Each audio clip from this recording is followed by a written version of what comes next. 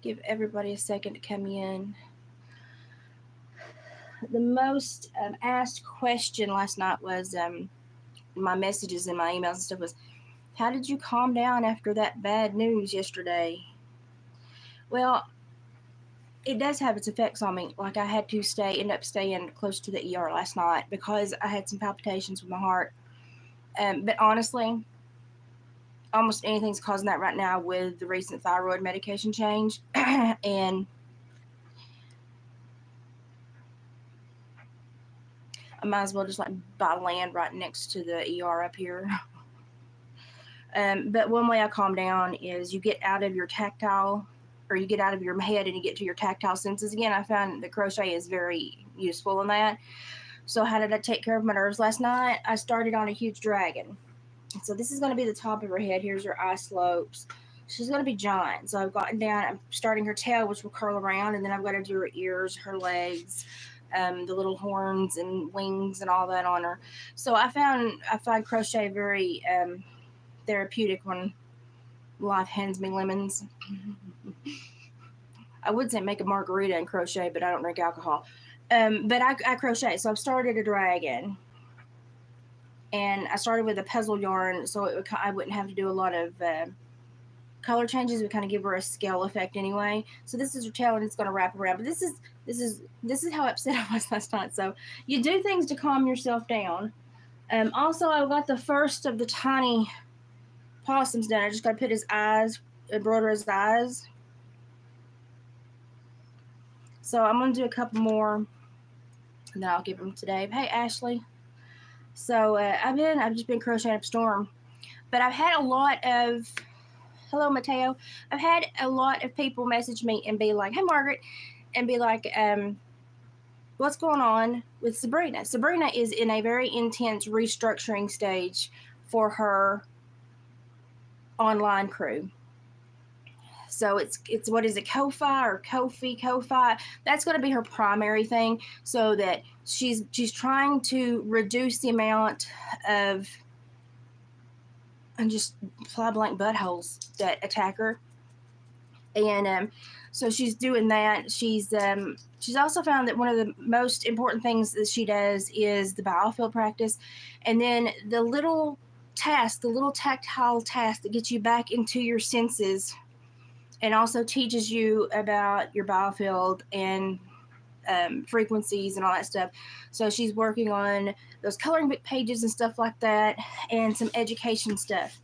And what I would tell, let me see if I can get my leg up underneath me. I need to stretch a muscle, and I don't know if I can do it.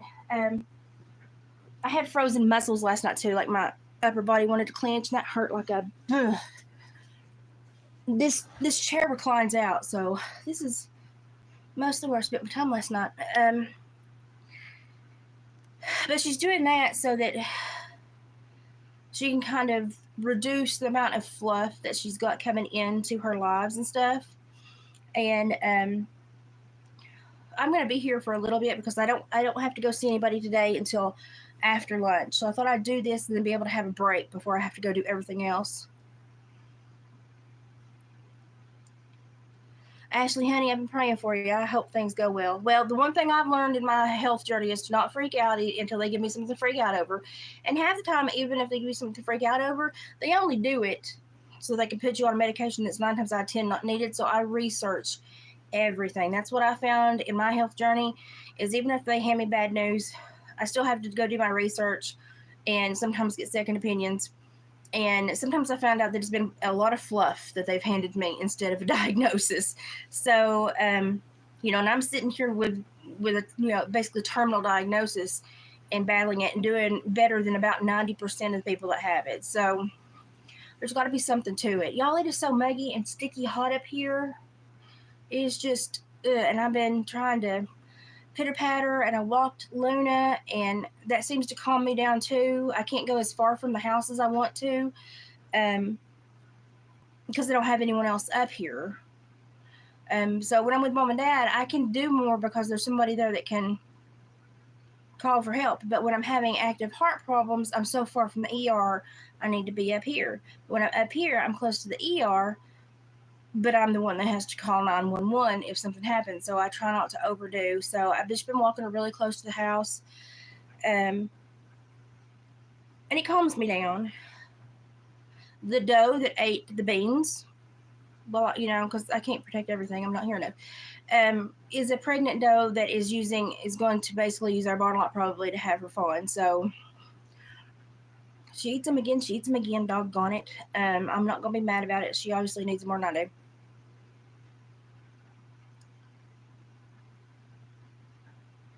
Yes, Margaret, they very much do that. And I think they set you up with nerves because they know that puts you in a more susceptible mind frame. And it's not nice. Like it used to be the old doctors. We had a really good old school doctor here for a long time. Even when I was growing up, teenage, early adult years, he kept going. He just loved people. And he would hand you stuff and go, well, listen here, bud, I'm fixing to tell you what's wrong with you. But what happens to you is primarily 99% based on how you determine to go forward with this in your mind. He said, because your mind will most likely override your body, at least for a little while. And he's like, so your decision means a lot. He said, so when I give you this news, try to be positive about it. He said, because, he said, I am in more ways wrong than right every time I give this information. And he was just a straight talker. I really liked him. But he retired, and then it just, I don't know, no one else really was like him. And we just lost all the good doctors. Now they're all iPad, read a memo. It's pathetic. But I had some palpitation, not super bad, but I was irritated enough with like the 5 or 6 hours of phone time and then the hour and a half of other time that I had to go and deal with. It just wore me out and exhausted me and made me feel bad enough. I was just like, no, I probably need to be close to the ER tonight. So I'm going to take care of the other stuff I need to do today. And plus it stormed and rained yesterday, and me driving in the rain terrifies me. So I was just like, I'm going to call it and stay close to the ER. And I feel better today. Once I started crocheting, I calmed down, and anytime that I woke up during the night and got irritated again, I would just start crocheting again, which is why I've got 3/4 of a dragon done.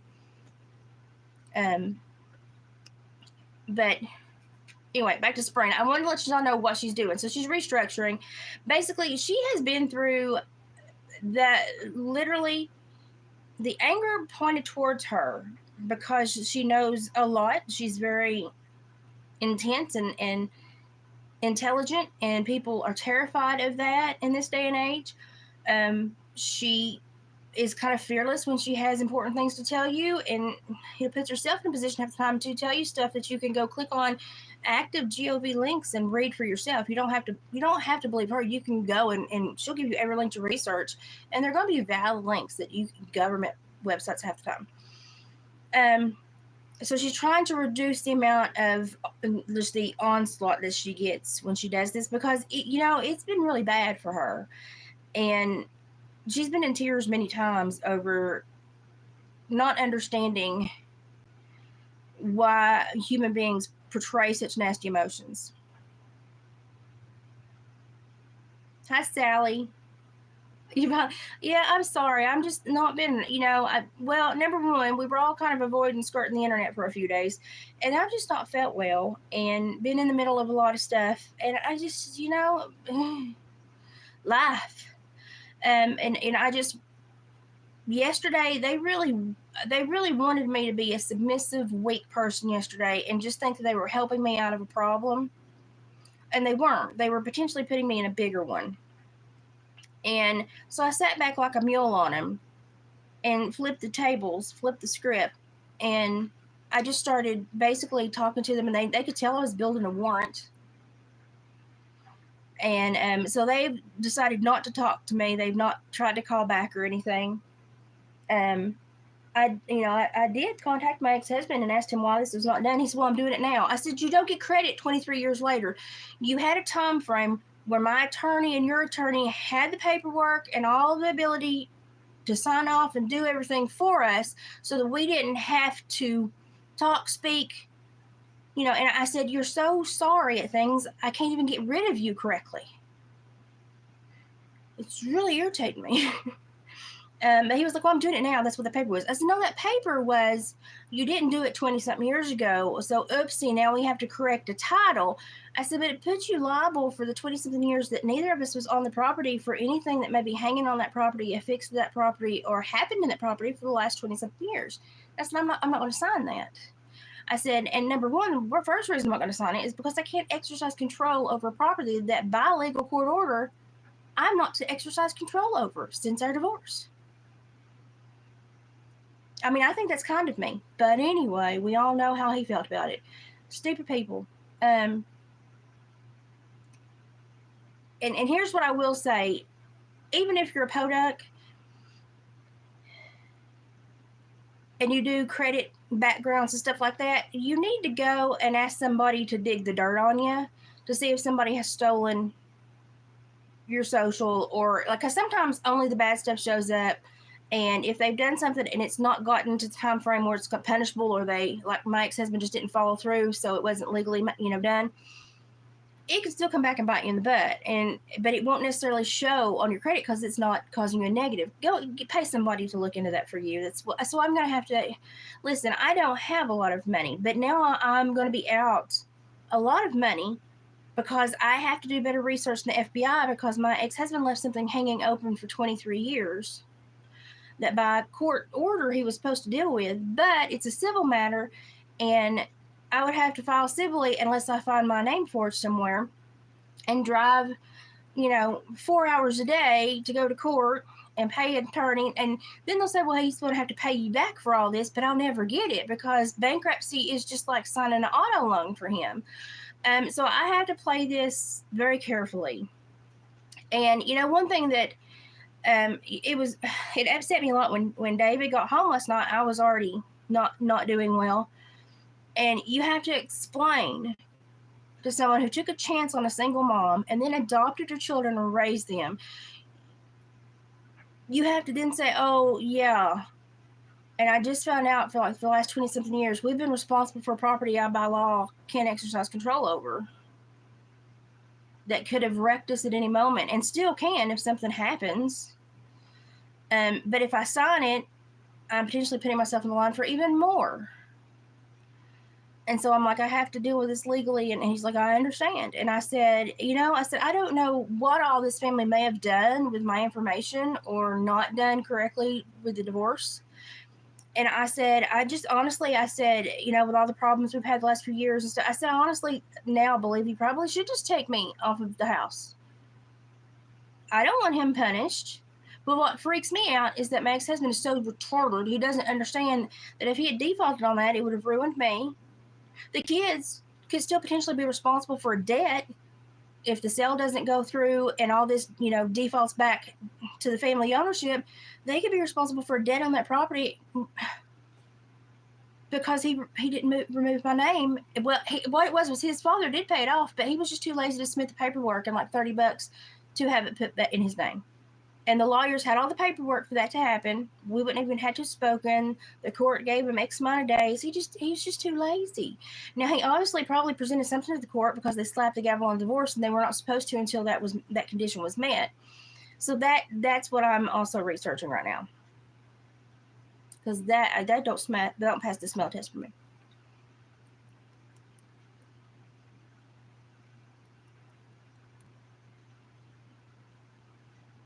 Margaret, I got irritated, and they knew immediately that I was building a warrant in my head.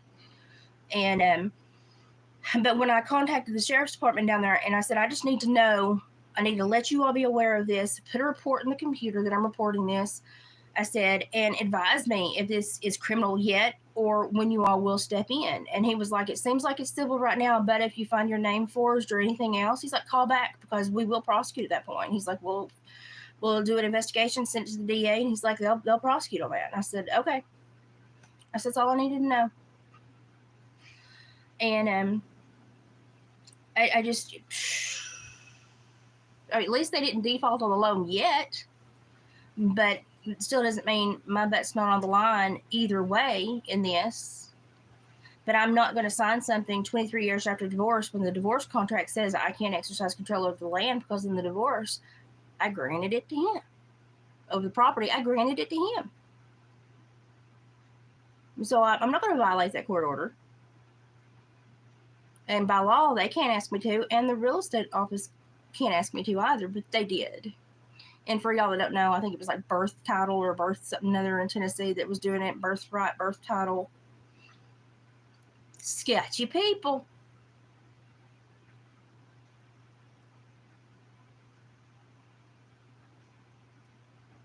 The scar you gave away. I probably should have given away more scars in my life. I'd probably be less bothered right now. But listen, the world, here's how the world works. Good people are going to live troubled lives, and people that don't care, they live the most flippant, magical lives, because for some reason they've shut off that part of the brain that has a they have no conscientious objector up here about any decision they make. So they don't have the little still small voice that most of us have, if you get what I'm saying. And I really fully believe that at some point, many of them have been in my mind, because I don't believe they hear the voice of God calling anymore. I don't think they feel a tug from above. And because they just, there's nothing anymore. If you look at LA, you just see the world changing right now. But anyway, that's what's going on in my world. I've got to take care of that. I'm better today, but I am going to go ahead and take that secondary heart medicine the next few days just to make sure. But I calmed down pretty quick, but with what I had recently with the tachycardic event that ended me up in the ER, I'm just being super hyper careful right now and not willing to take any chances. I've got a lot of stressors right now, and being, a half hour plus away from the ER right now is probably not ideal. So on the plus side, I've seen a lot of traffic going over here. And the lady that had moved her RV over here, she's collected everything and left. And she did it apparently right before a hubbub occurred. And she was up there yesterday, and when I'm here, trying to watch, and on my security cameras, trying to watch for the vehicle pulling over here that's been feeding the dogs that were left behind. Because she hoarded animals too. I know there's laws against this, but you have to make your cops act on it. Y'all know the police force I deal with here, so just. But and they were like bulk feeding them every 3 to 4 days. But I would still walk the fence line, and if they, I'd make sure they were barking at me, and I wanted to see that vehicle on my security cameras, because anything that goes past our property and our driveway it'll take a picture. And I was like, okay, and it'll notify me. And I was like, okay, they're still feeding them. Well, the last time I saw them on the security camera, they weren't there very long. And I thought, well, that was quick. Well, maybe they didn't bring her, the woman, today. Maybe they just fed them and left. And then the next thing, David said, well, there's dogs running everywhere. He said, so if you come up here, he's like, you have to walk Luna. You have to stay with her constantly. He's like, until she gets spayed. He's like, we just got to be more careful, because now there are dogs running loose. And he said, he's like, even though we're fenced, he's like, I can't keep them out. He's like, there's one that looks like a husky mix that just climbs the fence.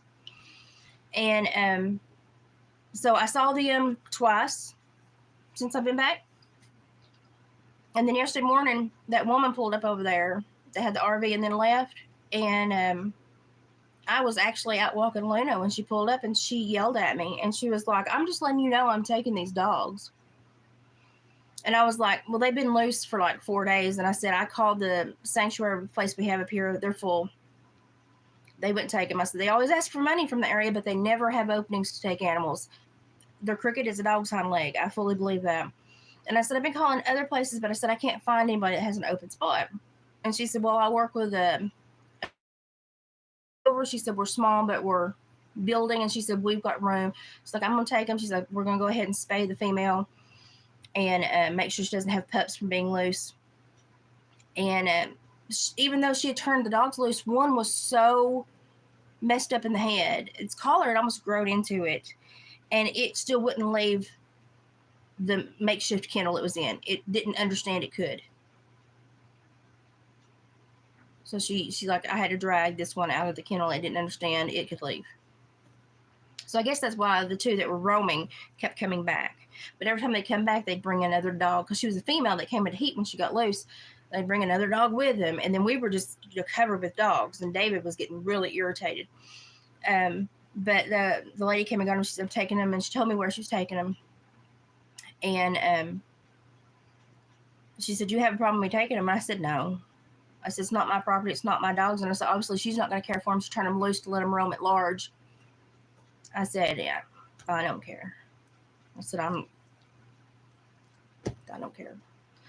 And she said, "Well," she said, "I've been trying to talk to her," and she said, according to her, she don't want him anymore. And I said, "Well," I said, "honestly," I said, "they need to go somewhere before they get run over or starve to death." So I've been able to walk Luna with a little less stress here lately, because I didn't want to be bum rushed by dogs. Because even though we're fenced here,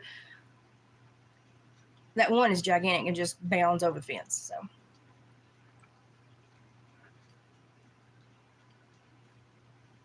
Yes, Margaret, brains of gravel. So anyway, back to Sabrina. I need to figure this out. So she's restructuring her entire online educational platform, basically, and reducing the amount of just absolute mindless trolls that can get in and bug her.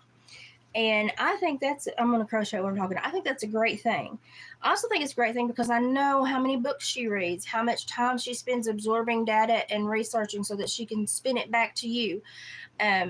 I know the long hours she puts in, and her own resources that she puts into accruing this intelligence and knowledge and converting it into digestible information for a population that is not readily available to digest and consume such information.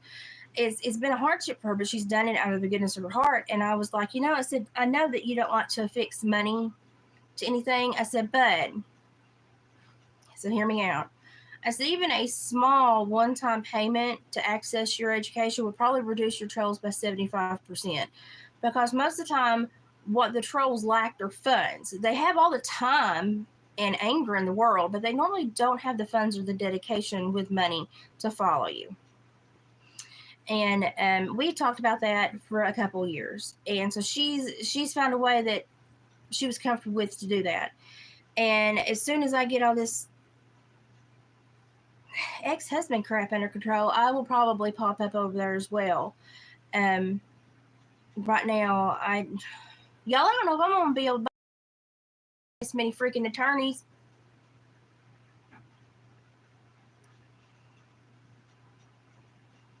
I swear, I think men should be neutered when they whore around and leave women with children. That's just my own personal opinion. But I mean, I would volunteer to do it. I've got banders and a bunch of bands left over from my sheep and cattle days. I volunteer as tribute. I'll do it. I'll do the hard work.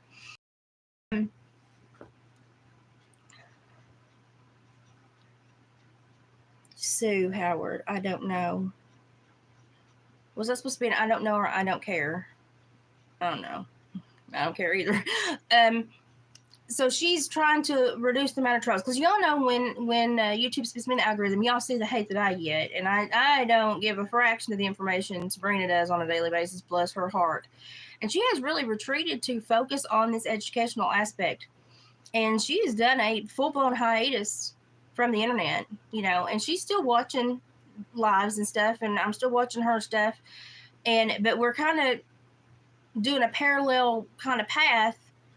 But she's restructuring, and I'm going through crap right now where I'm kind of focused on some other stuff.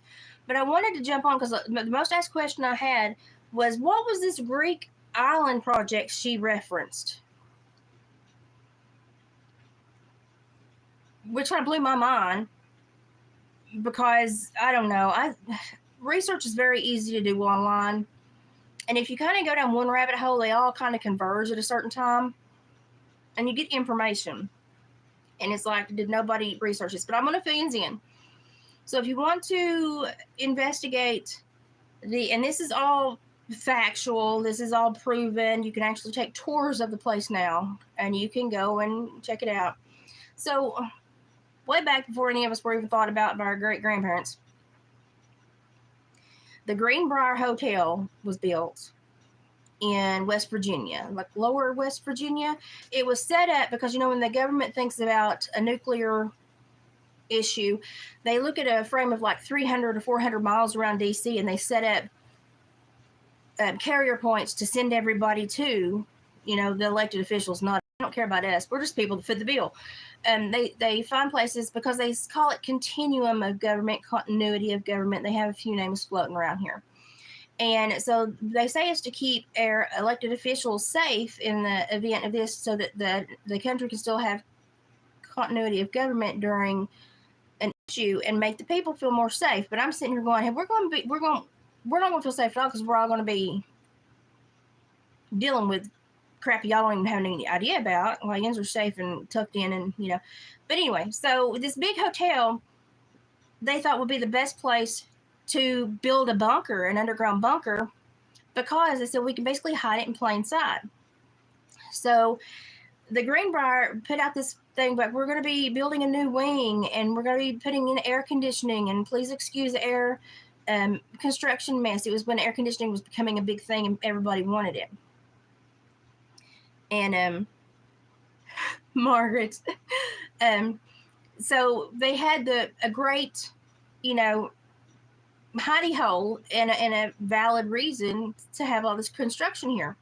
So they built a new wing. They built it underground. It was like it's like two football fields stacked on top of each other, roughly the size, and it would house basically all of Congress, reps, senators, their staffs, and doctors, cooks, stuff like that. And it had like 18-ton blast doors that were just hidden by little fake walls in the hotel. For 30 years, it was not known about. And the Greenbrier was a functioning hotel, and the government had its little hidey hole there in case something nuclear happened. So then somebody that worked there let the cat out of the bag, and in like the mid 90s or the early 90s, a reporter, I think from the Washington Post, did a story on it and broke the story. And because he had such good information and intel, they had to go ahead and let the cat out of the bag, and they shut it down in like a week. Shut her down because it had been stocked with food and everything they needed for 30 years, even though it was never needed. Imagine the people in our nation that could have been fed, you know, and citizens, veterans that could have been taken care of. Just wasted money. But in like a week, they shut it down. And then the Greenbrier, after so many years, it went back to the Greenbrier Hotel, and they assumed ownership even of what the government had built. And now they give tours in it. And if you think that the government didn't go build another one somewhere else, I can't help you. I can't help you. And they probably have dozens or more of these in a 300 to 400 mile radius around Washington, because that's where they're going to flush what they call the important people out to keep them safe in the event of something occurring. So that was called Project Greek Island, and that was the name of it. And you can go read about all this now. It's all declassified. They give tours to it. Go and consume the intel, Google fingers. So that's what that was. That was like the most asked question I had. For the absolute newbies that are wondering if they should follow her or consume, yeah, for a little while, watch the videos that are available on Odyssey and research the links. And you'll find that the links are valid. Half the time they're government links, and you will see that she has the receipts for everything she's telling you. And then you can determine if you want to give her a few bucks to access her knowledge from there on out. You know, I'm not going to tell you to go give her money. I'm going to say, you know, she's got a whole platform of educational videos out there with all the receipts. Go and consume that, and then make a decision if you want to consume it yourself. Take notes, you'll need it. Thank you, Mickey. So that's what Project Greek Island was. You know, there have been a lot of projects, you know, like the one, what Project Sea Spray in like the 50s or 60s, where they actually sprayed a biological toxin over the Bay Area. What was it, San Francisco Bay Area? And so many tens of thousands of people got sick, and like several were hospitalized, but one man actually died, and the family was irritated enough and kind of suspected something that they had the resources to continue to investigate it. And finally, the government had to crack and say, oh, yeah, well, we sprayed this to see how a biological attack would happen on a population of this size. So, you know, the things that our government has basically had to come out and say, yeah, we did this, you know, that's one of the reasons I don't really trust the government. I don't trust either party. And while I would like to have faith that a lot of people are fed up and trying to make changes, the depth and the deceit that I have confirmation and factual evidence of is just so deep. I don't know if I could ever, I don't know if the breach can be repaired.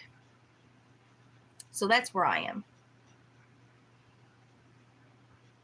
We've been thrown back in the algorithm. We got new ones coming through if you haven't noticed. I don't know why YouTube does this. Also, I think David said that last night that he was working on videos that he had taken to put up. I kind of checked out. I didn't feel good and just kind of checked out. I'm sorry. I was not in a good place last night. But I think that he's got more content coming for you. I know that with my health and stuff, we just kind of chat and chew the fat, and a lot of us like to see what he's up to. But so I think he's got stuff on the way.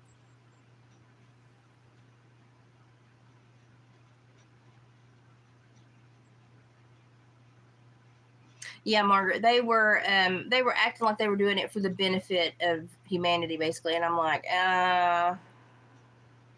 but if you didn't know how it was gonna react, and you had basically spread a contagion to the whole world, would that have been for the benefit of humanity? So they don't fly with me. So anyway, that's what Project Greek Island is. Somebody asked me about what I think about the Democrats all getting arrested. The thing that I have found out in the last several years is that Democrats like to be arrested. It pays them very well, both emotionally and financially and politically. So I'm going to call bullcrap. My opinion is all that we've seen is bogus. Number one, because the one guy that was arrested acted like he didn't understand why he was being arrested when he stood up and broke decorum, where they're trained very specifically on, and advanced toward someone in a manner that was deemed threatening. And, you know, you or I would be like, well, you don't talk out of turn here. You have a beef. You take it up in the correct avenues. And you certainly don't bum rush security and try to, you know, especially when you're talking aggressively and violently, you don't try to bum rush security and go past them to this speaker. I know that speaker, I think it was no, her last name's Noam, right? She actually had a medical issue. Was it yesterday or the day before? Yesterday. And was rushed to the ER.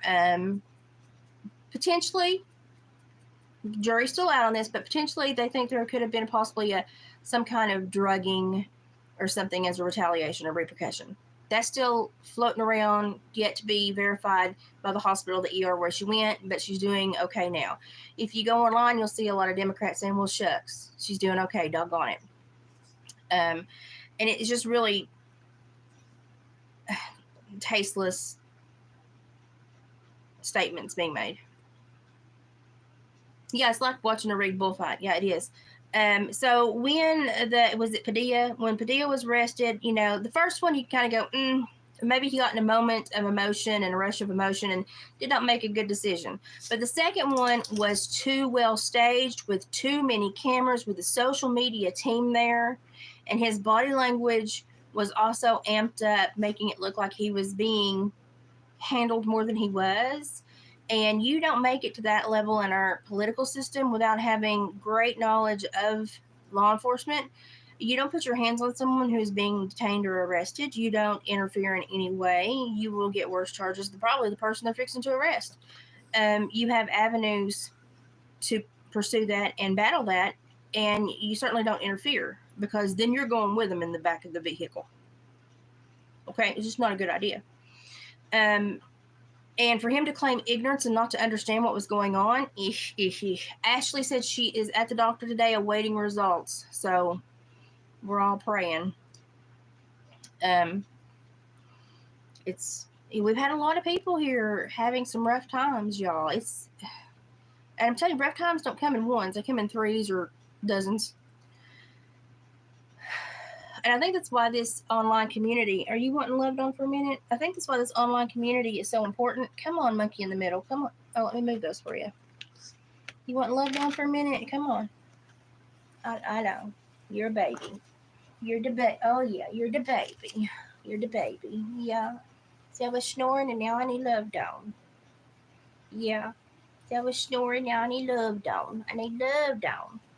Yeah. But for him to claim, he didn't know why he was being detained, to put his hand and physically try to barricade the person and keep him back when the cops were arresting him. And when it comes to why are you arresting them, produce the warrant, until those cops have that person safely detained and their safety is secured, then you will be presented your copy of everything and told what's going on. But the safety of everyone involved is first and foremost. So, you don't get to this level of political strategist and not know the law. But then literally within just like a couple hours, they had this big organic unplanned event where they already had posters printed up talking about the event. Speeches prepared, speakers. I'm just like, Oh, thank you, Annette. She's doing better. We're tag teaming everything, and David's doing really good too. He's soaking her food, or she's getting wet. So when we got her, she was on a specific kibble, and we can't transition her immediately. But she was having some throw up issues. We accredited it to anxiety or the change and everything for a while, possibly even the parasite cleanse she had to go through. But then it persisted, and so we're transitioning her off the kibble to a healthier wet and lean meat option.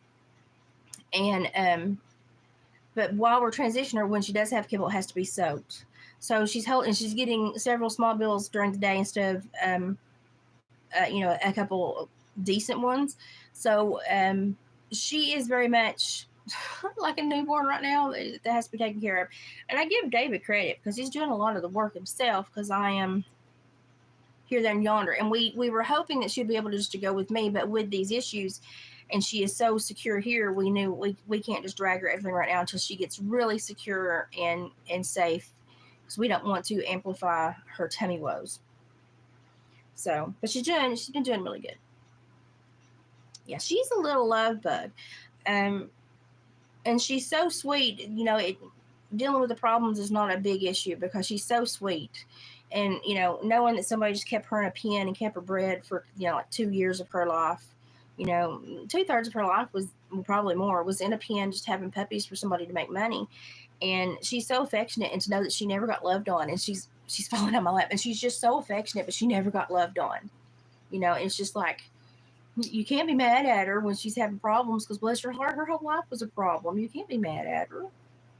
She's doing really good though, and we can't spay her until we get her stomach under control and get some more weight on her, because what she had gained, she kind of lost during that sick spell. And so we're just taking things slow with her. But we got to get her spayed. That will make me rest so much better. It will.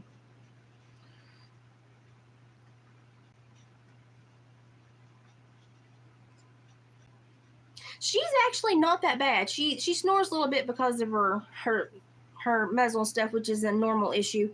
But she's got the short, I call it the flat-faced dog issues that have short respiratory systems, and everything kind of goes straight down the gullet. I was used to that with Oscar. So she doesn't have as many issues,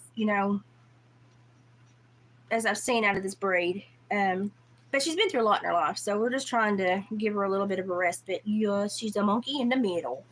She's a monkey. She got her new pink collar in. And she thinks it's pretty. So yeah, it's pretty, yeah.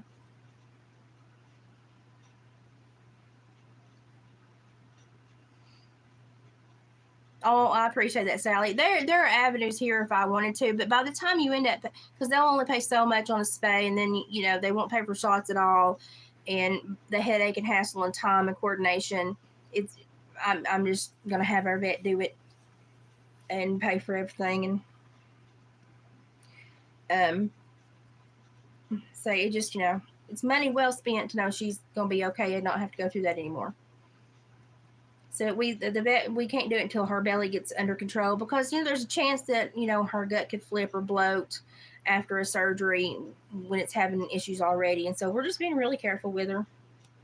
Just gonna let her get a little bit more healthy and watch her really close. They won't pay for the shots or anything up here, so I mean, they only save you maybe $30 max, so it's just like headache, and then they make you feel indebted to them. So I'm like, you can't go to sleep. I'm gonna crochet. You can't sleep in my lap. You're gonna try. Here, I'll hold you right here. Oh, now you're gonna play. Oh, now you're just gonna lay there. She is a snuggle bug, though. She's a snuggler, and she's sweetie pie. She wants constantly to be pet and loved on, if y'all can't tell. And she loves David. She waits for him to come home. And I noticed the last 2 days that she knows what time he comes home now, and she's ready and waiting. She's already like at the door, like, it's time. And I'm like, well, she's super smart. Yeah. Oh my goodness, she's a Luna May May. Oh my goodness. She loves to give kisses too. Right on the mouth. Right on the mouth. Right on the mouth. You want your Mr. Sloth? Here's your Mr. Sloth. Show him your toy. You saw your toy? Is that your toy? She didn't know what toys really were. Or maybe that they weren't supposed to be hers or something. But now she's like, I've got toys. She's got a puzzle box. Is that Mr. Sloth? Do you want him? Get him. Get him. No. You're snorting. No. You gonna take it back to your chair? Okay. You gonna take it back to? Okay, take it back to your. Oh, you drunk. I'll get him. Hang on, I'll help you. Here he is. Go get him. She's gonna play with Mr. Sloth now. The problem is that we have those too, but they're so far away.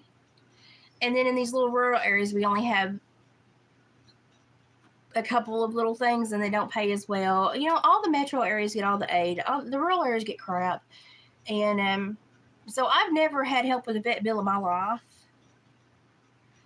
And I've just always paid for my neuters and spays because it was such a process, and they give so little help, And most of the rural stuff, it gets sucked up by Nashville, Knoxville, Maryville.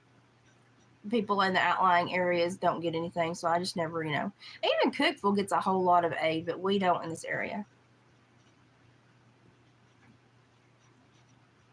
She's got a lamb chop too, so she kind of inherited Oscar's leftover good toys, but Oscar got a bunch of Christmas toys that he only got to open because he had that stroke, and so we've laundered everything and bequeathed them to her.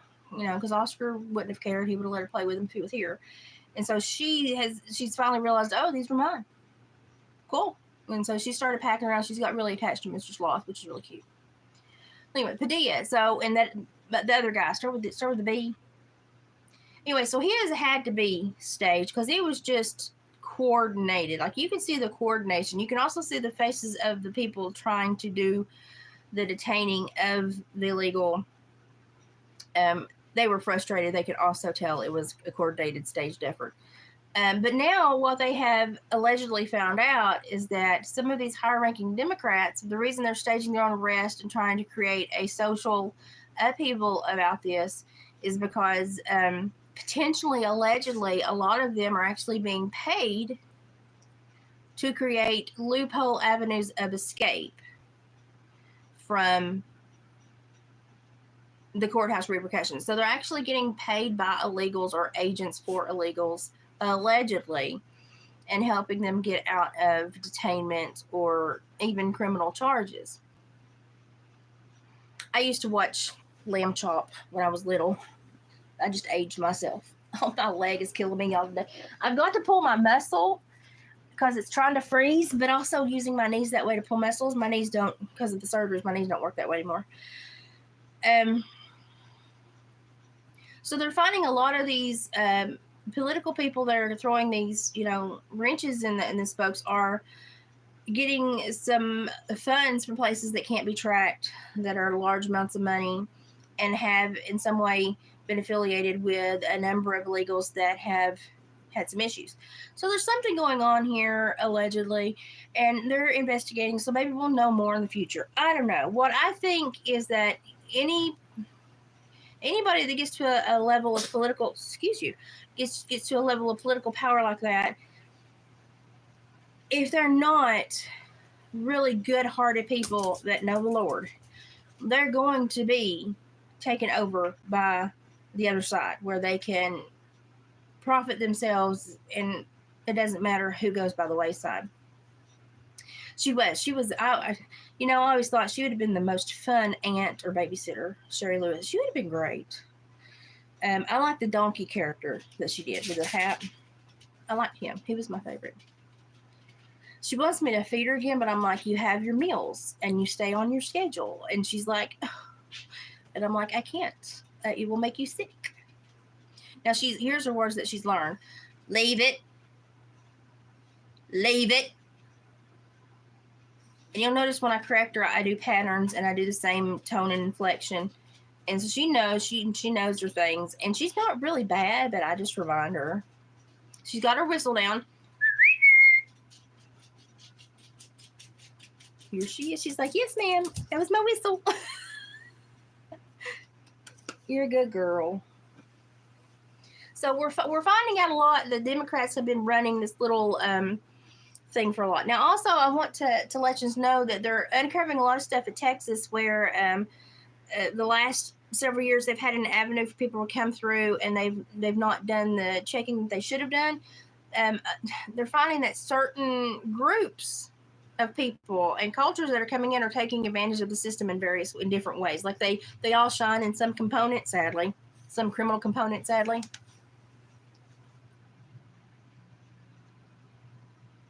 I thought I heard a vehicle.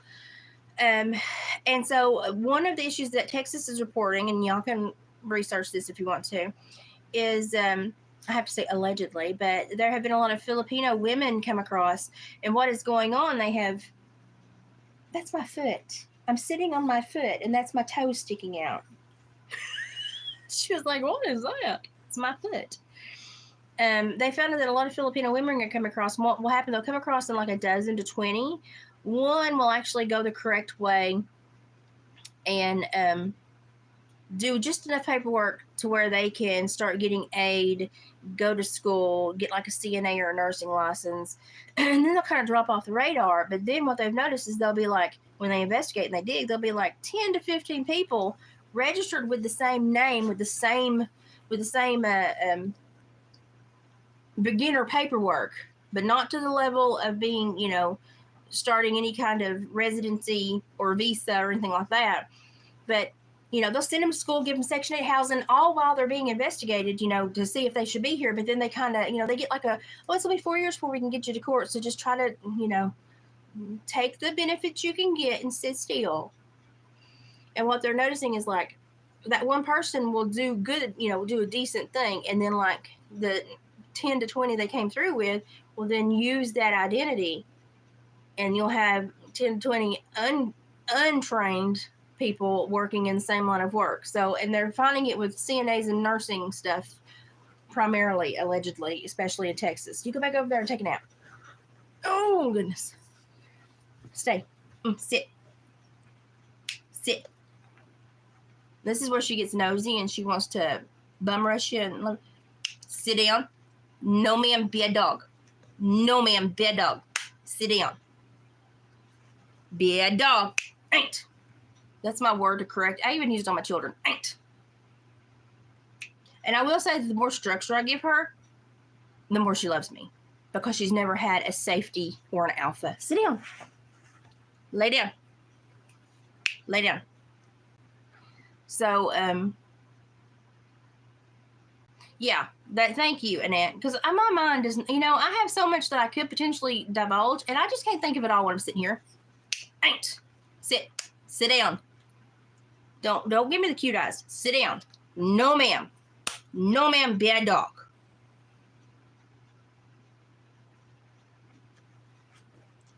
Because if you can't watch her when she's cuddling you, she will just scratch you and everything else because she doesn't know when to stop. So I'm trying to teach her when to stop.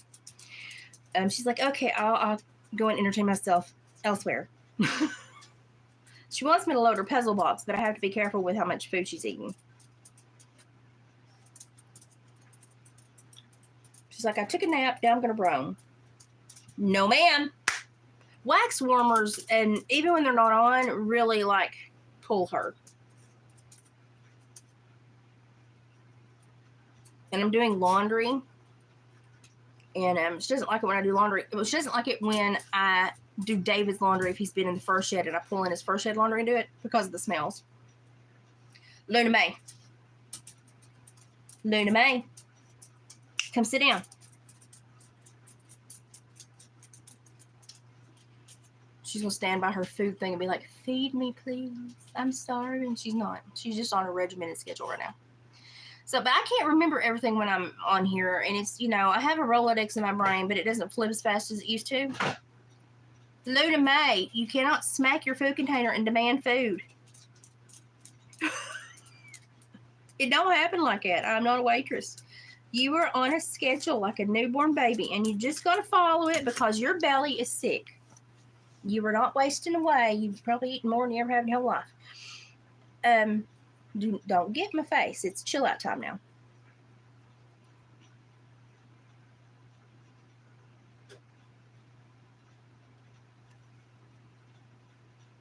Yeah, it is. She probably thinks it does. She's like, the smells.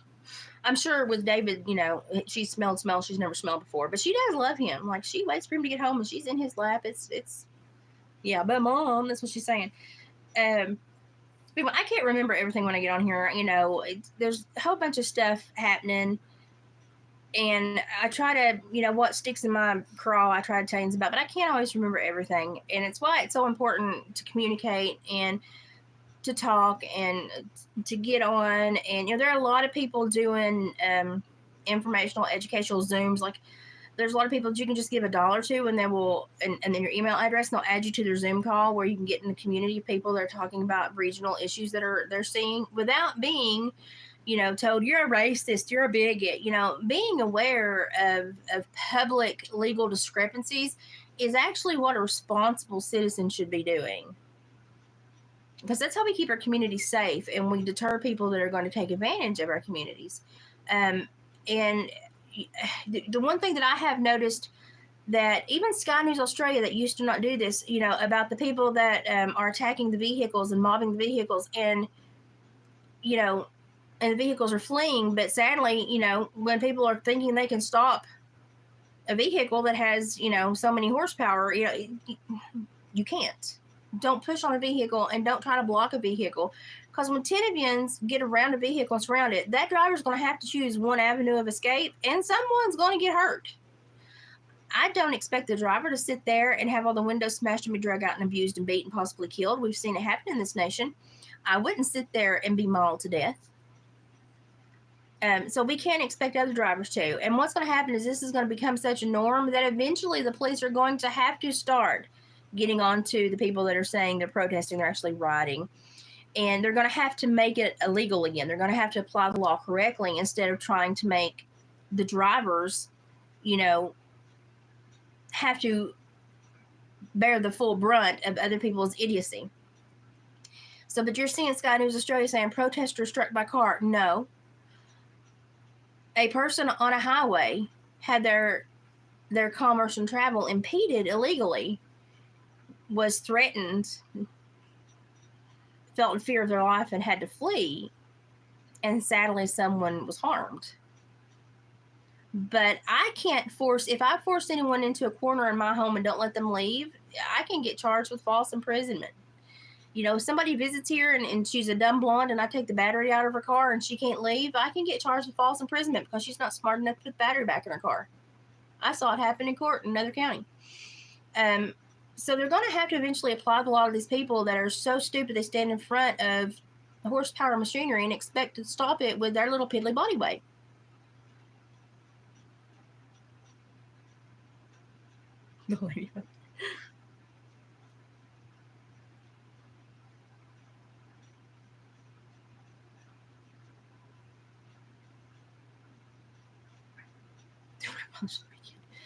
So we're going to have to get back to where we look at things rationally and logically again in this nation, to where you're not acting out of emotion. Listen, a hunk of metal car is that doesn't belong to you and has no human characteristics is not your target, nor is the driver that you don't know inside of it.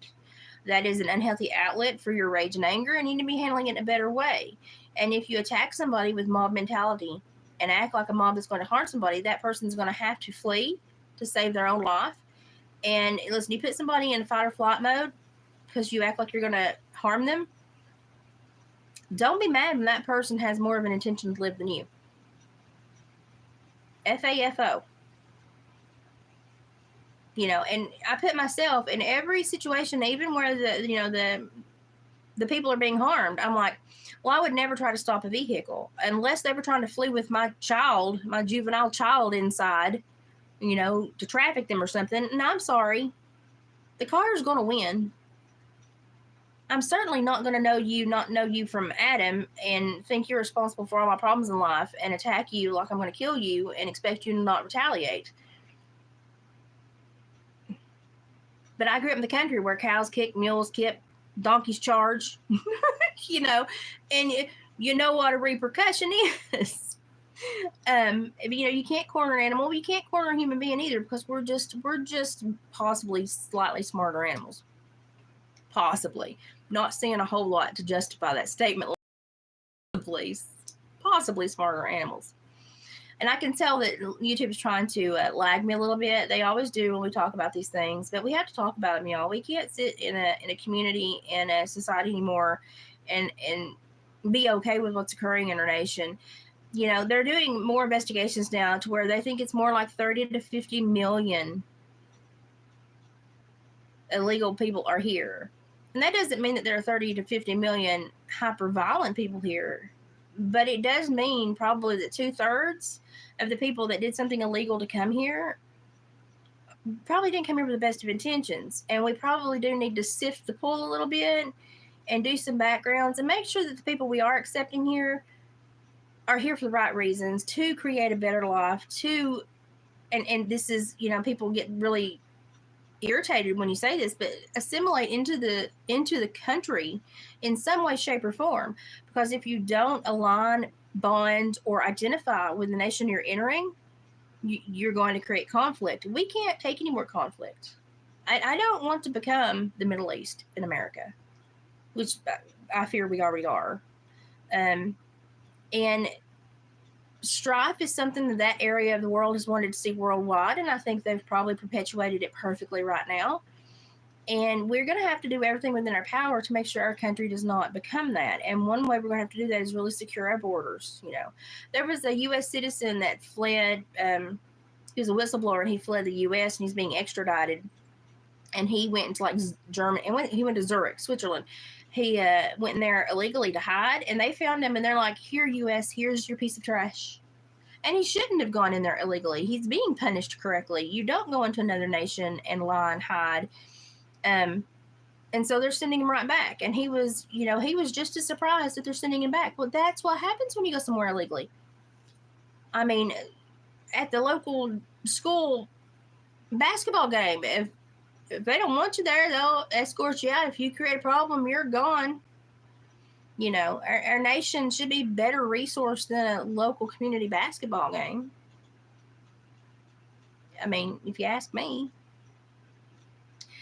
So, also, there was a meatpacking place that was raided, like over 100 people that were all illegal, working under the table for pennies on the dollar, were arrested. And the Democrats will have you believe that nobody will pay these or work these jobs. No one will work these jobs. That's why we had to pay the illegals.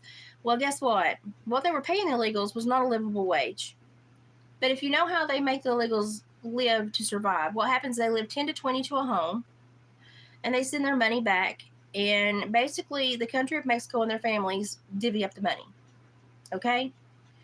And remember talking about the Mexican president getting the remittance fees the other day. That's what she's getting. So it's big business for them. Well, guess what? Within like 36 hours, every position they had filled was filled by an American worker who had come in and overwhelmed the factory for those positions. They wanted those jobs. But the factory is going to have to pay an actual American wage and taxes and Social Security and pay in all the unemployment. And they're mad about it because they're not going to make billions of dollars. But guess what? They're going to function just fine.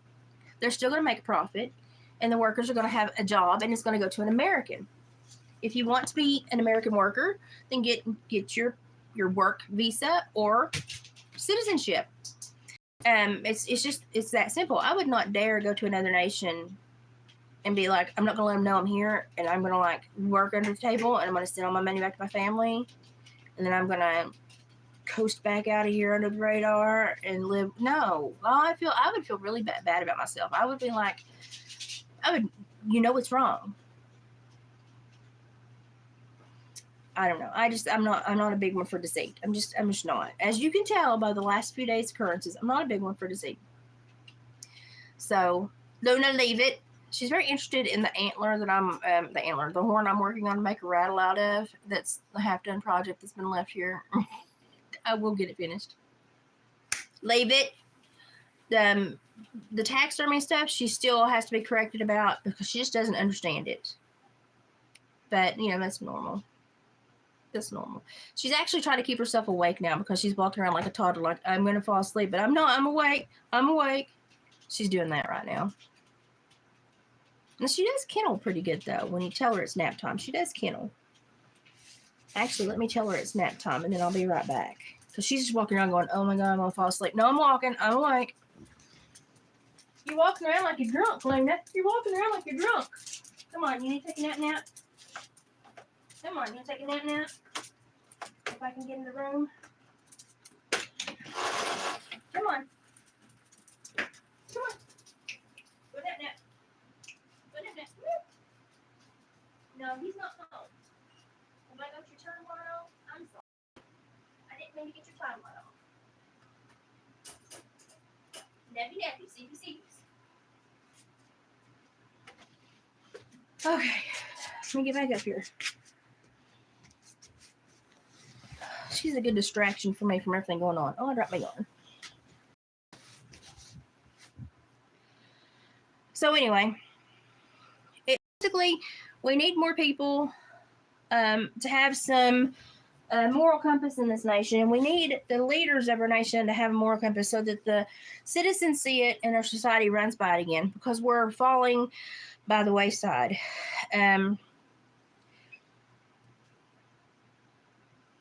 I, for one, am having a really hard time with a lot of the things that they're taking out of the diagnostic manual for mental health workers.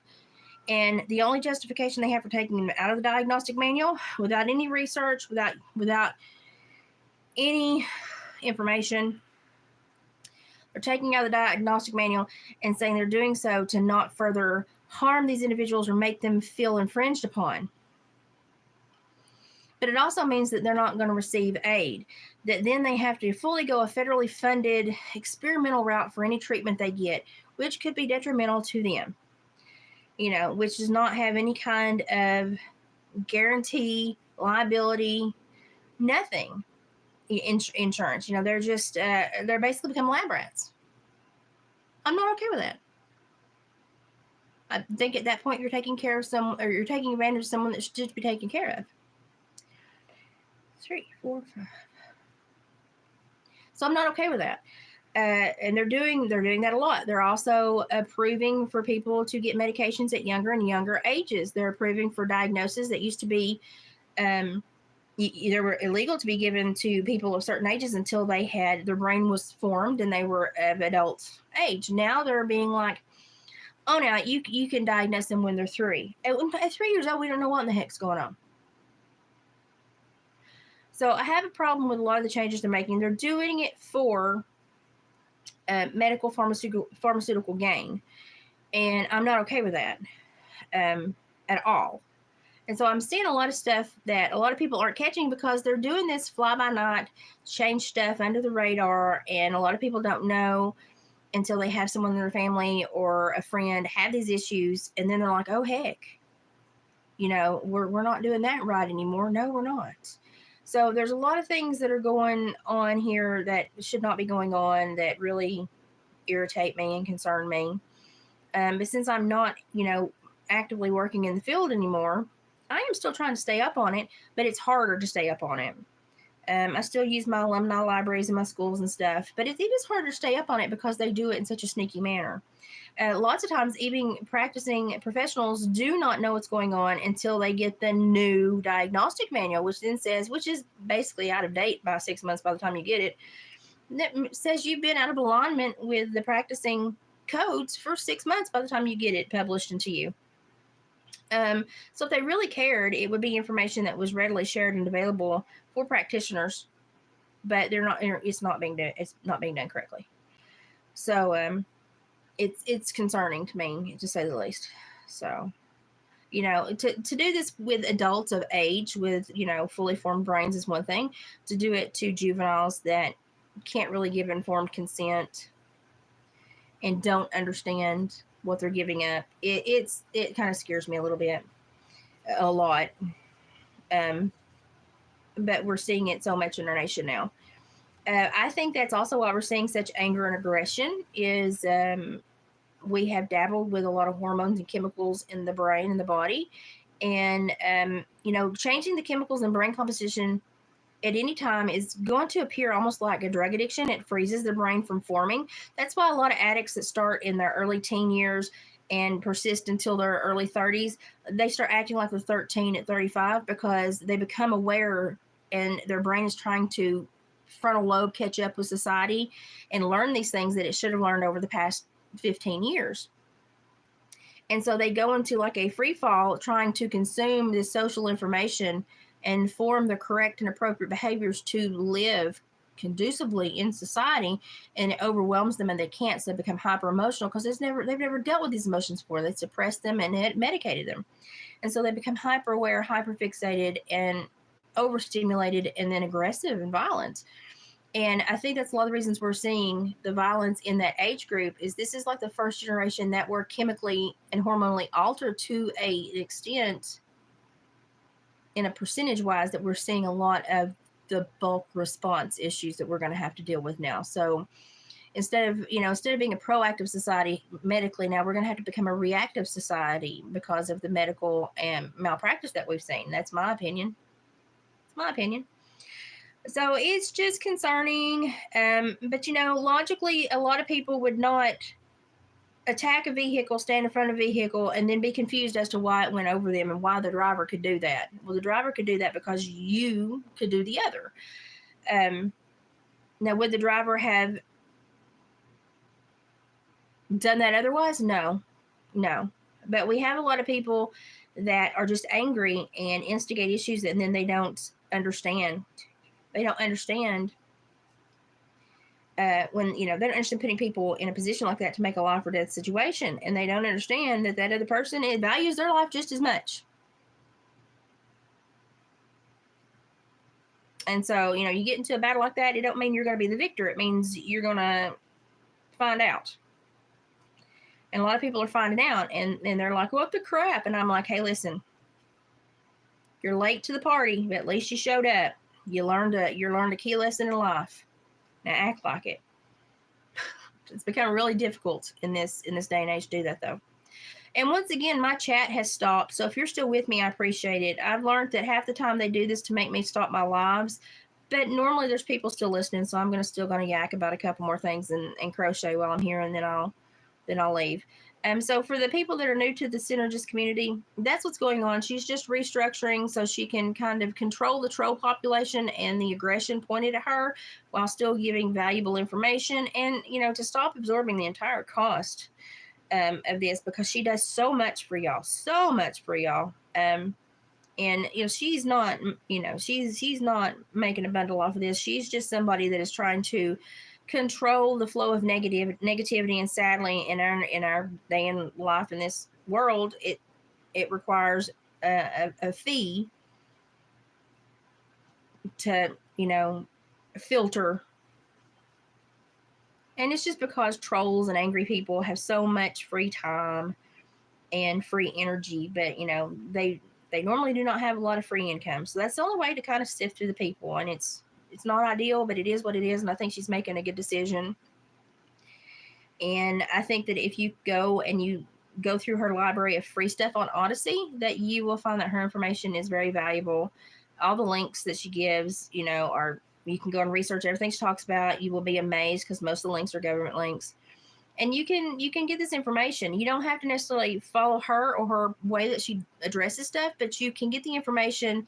You can just go and research the links and not even listen to her, but you'll see what she's been talking about, and you'll see that, oh my gosh, she gave a valid link, and this is valid information, and this is actually going on. And whether I like the way she delivered it or not, I can still go read it and absorb it and consume it for myself. So, she's just a very valuable person in our world right now. And I would, tell anybody out there, please go and listen, and research and see if it's somebody that you need to further follow. I think that you'll find the information she gives is worth far more than the little dibbly fee that she's trying to call the aggressors by applying. So it's very important to be educated in this day and age. And that is, they've given us so many impulse decisions to make, but they've not always given the people the information to make an informed decision on the impulse decisions they also lay in front of you. And it's a bait and switch. They're trying to bait you into making poor decisions so that then they can justify the changes they want to see in society so they can make more money or have more control. And a lot of people at a young age, they just don't have the life experience to understand this. And they find themselves so mind controlled that they normally don't understand what's wrong, and they don't see a different avenue of existence until they're so old and so entrenched. It's really hard to leave that group of people. And so we just need to keep talking about this and keep hoping and praying that these people open their eyes, open their hearts, and realize that, these little wars they're creating are not worthwhile. The breach in society is not productive. The hate toward their fellow man is erroneously misplaced. And, there are other ways to handle things. And it doesn't mean that the opposite side of the spectrum handles it correctly, but it means that we individually should try to find a correct way to handle it. That aligns with, some kind of moral code that affects everyone in a more positive manner. And if we don't carry that intrinsically, it's very hard to legislate that into a society. And that's why I don't know if our society is going to be able to recover from this, because I don't know if enough people carry that intrinsically anymore. And it just cannot be manufactured through legislation or litigation. And I'm just like, guys,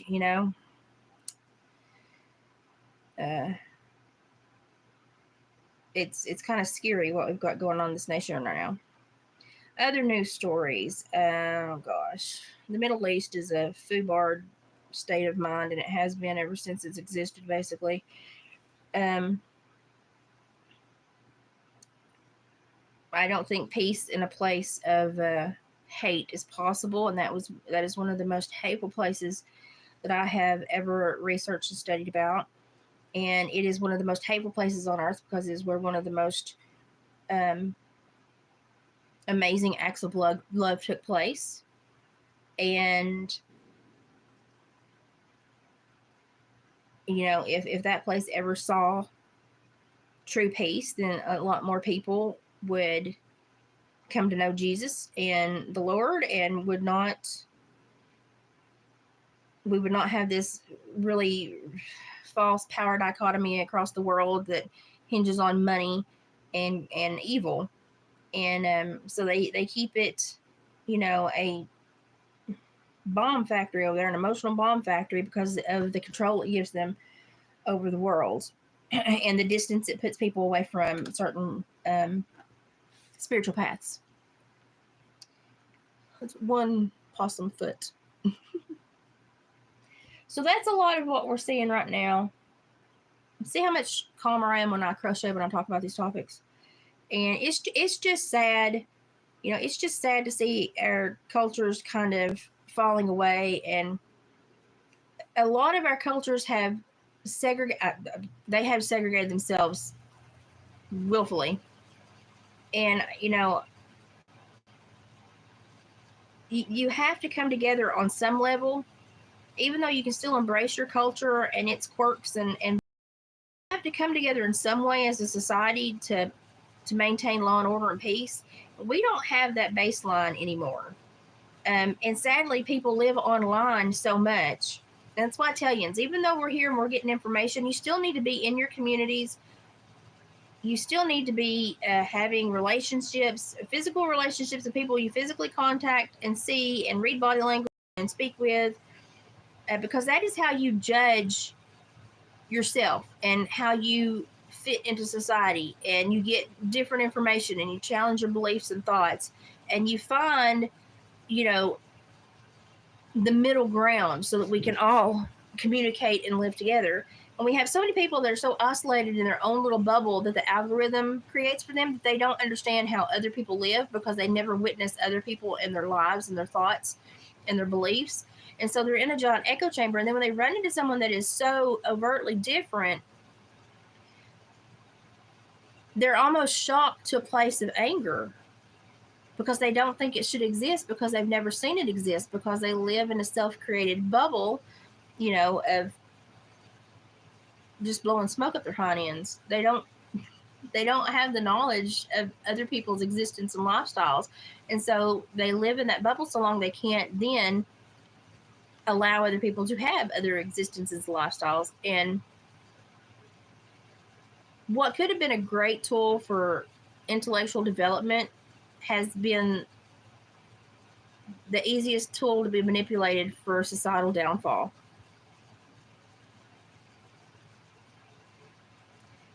And, you can use it correctly or incorrectly. And sadly, I think like 85% of people use it incorrectly. And that's why we're seeing these kids grow up thinking that everyone's just like them, because they don't have relationships in the physical world outside of their own homes. They don't understand the world. They only understand their view of the world. And they don't even believe that other views exist. So obviously the first time they see it, it's like seeing a three-headed alien, and they react violently. So we've got to become a little bit more community-oriented and community-minded. And parents, you got to raise your kids to where they understand they're living in a society. They have to mesh with the society. You can be separate of the world, but you still have to live in it in some ways. And you can do that. And you have to find a way to do that, or you're going to raise little miscreants that can't function in today's world. And certain groups of the population have done this, and they celebrate this. And y'all might think you know what I'm talking about, but I think one of the worst groups to have done this is it's hyper seen in the Pacific Northwest with the upper class, higher middle to upper class white families, that their children live such an isolated lifestyle that when they start to enter into society, they can't function. And then we'll have parents that were super hyper successful. These kids that were raised in caves by DVD players, the internet, and video games, that don't understand society and can't function and never work. They choose to be piss poor. They don't understand laws, regulations, standards, and they live like a beggar lifestyle because they think they're fighting the man, but what they've really done is been trained by a government to be pawns, and basically, to be the mule that these weird political parties bring in their new society on. And if they really ask themselves what would make them happy, it would be contact, love, relationships, and a true desire to be happy, instead of a fight to change a world that they can't change, but they've been raised to believe they have to for fictitious reasons because they didn't understand that other people in the world existed. So that's, it's one of the most harmful groups of people I've seen lately. That you couldn't pay me to go to the Pacific Northwest right now. It's a pretty place, but you couldn't pay me to be around people right now. It's, I didn't even like to go to Knoxville when I went to Knoxville for training for work. I didn't like to go to the police academy and be in that city there. I can adapt and be anywhere, but I didn't enjoy it. I've gone to Detroit, Michigan on a vacation once, and people were too scared in the hotel I was at. They were too scared to go to the corner store. And I said, well, by golly, I'm going because I'm not paying $3 for a soda at this hotel. And I just walked out and took my happy butt to the corner store, and they all followed and went with me because they're like, oh, well, we're with her. So, she's not scared. We're with her. And I struck up conversations, talked to some really sweet people, but there was some stuff going on that I was like, yeah, I couldn't live here. I couldn't live here and see this every day and be like, oh, but, that's just what happens. I couldn't do it. But, I can get by and function. And it's a skill you learn as you grow up, and it's a skill that a lot of parents failed to teach the last generation. And the last generation was basically taken hostage in Stockholm syndrome as they were growing up, in these very fragile mind states and brain growth states. And they can't even see how they were taken advantage of and how they were isolated and manipulated. And I'm like, you became an attack dog for somebody you're never going to see a benefit from it.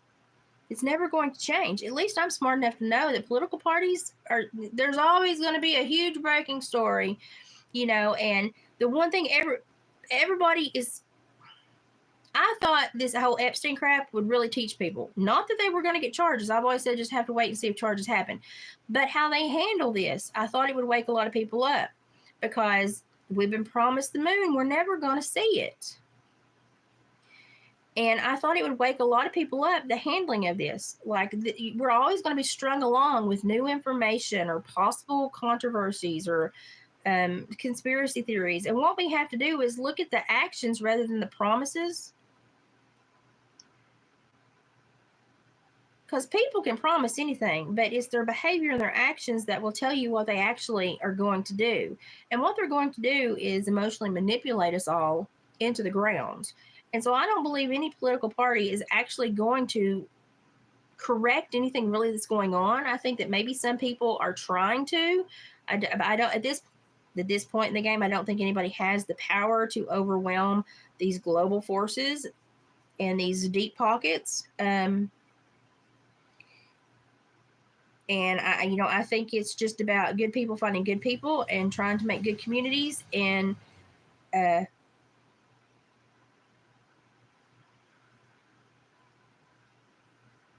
I'm more worried in this life. I'm not really worried if you know your congressmen or representatives or senators. I'm worried if you know the Lord, because your congressmen and politicians aren't worried about your soul.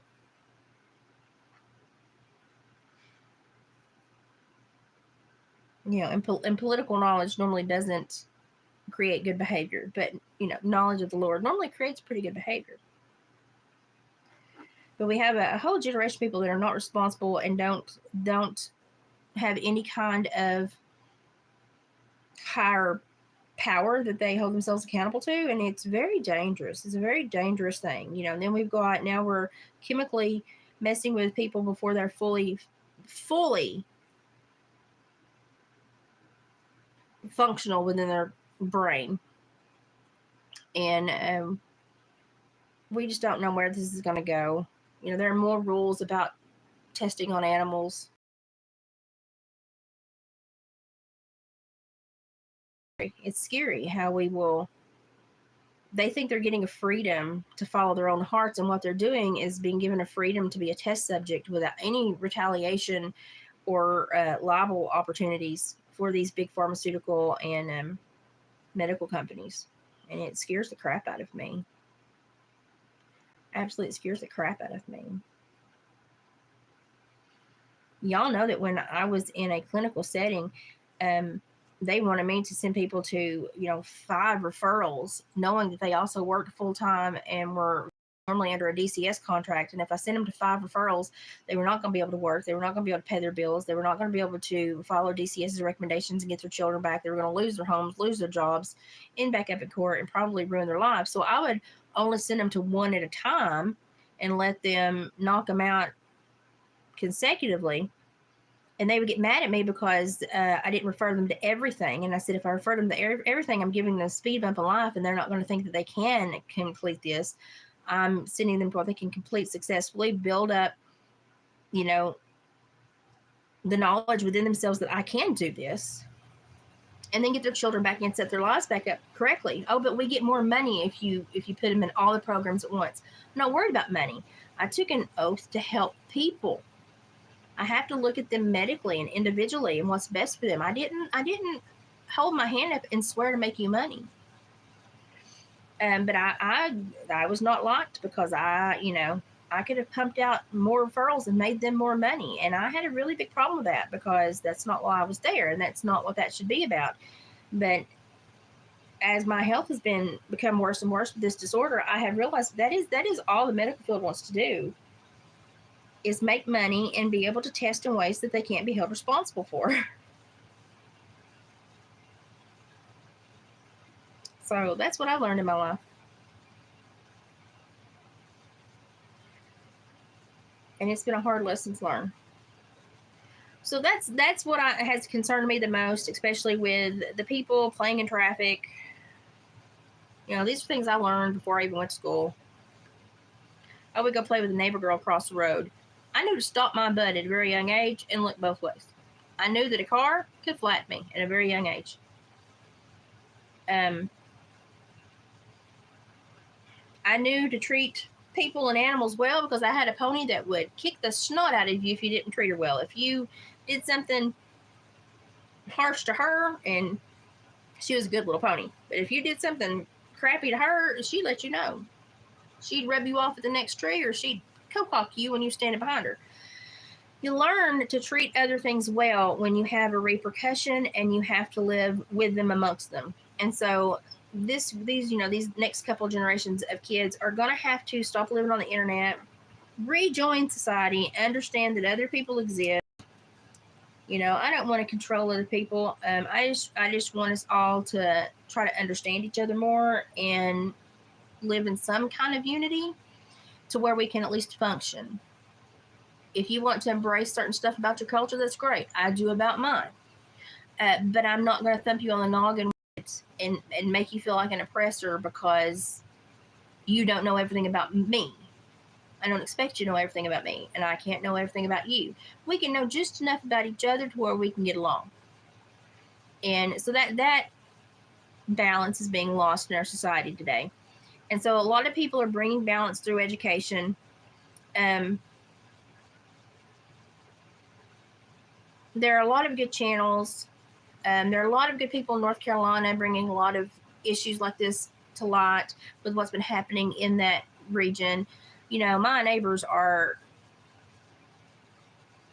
the way these people have to rebuild and overcome this because of the legal avenues that were tied up after the occurrence of this natural disaster. It's very sad, and it worries me because we're all sitting ducks. And you would think that everybody could come together and learn from this and understand that we're all sitting ducks. But there are people so entrenched that they think they are this privy part of the population that's never going to be put in these positions. That was a lot of peace. And but what they're going to learn later in life is that they've been in this position their whole life. They just didn't know it. And they were used as a mindless aggressor, and they were the muscle to try to suppress other decent people. And I hope everybody wakes up and makes decisions for themselves and researches and at least has a curiosity to know more. Whether you come to look at it the way I do or not. You just have a curiosity to learn more. Because learning more is normally never detrimental. I mean, it's not always extremely satisfying, but it normally puts you in a better positional awareness to make decisions based on intelligence and empirical data and facts and repetitious behaviors historically that you can now identify and not bring into the future. That's what I hope. And I think that a lot of our Democratic leaders, especially our Democratic leaders, but a lot of our politicians in general, but our Democratic leaders currently are taking advantage of the ignorance they have created in these generations and are trying to restructure our entire society. And if I hear Ilhan Omar say that this is not the America that our forefathers created one more time. She was born in 1982 in what, Mogadishu?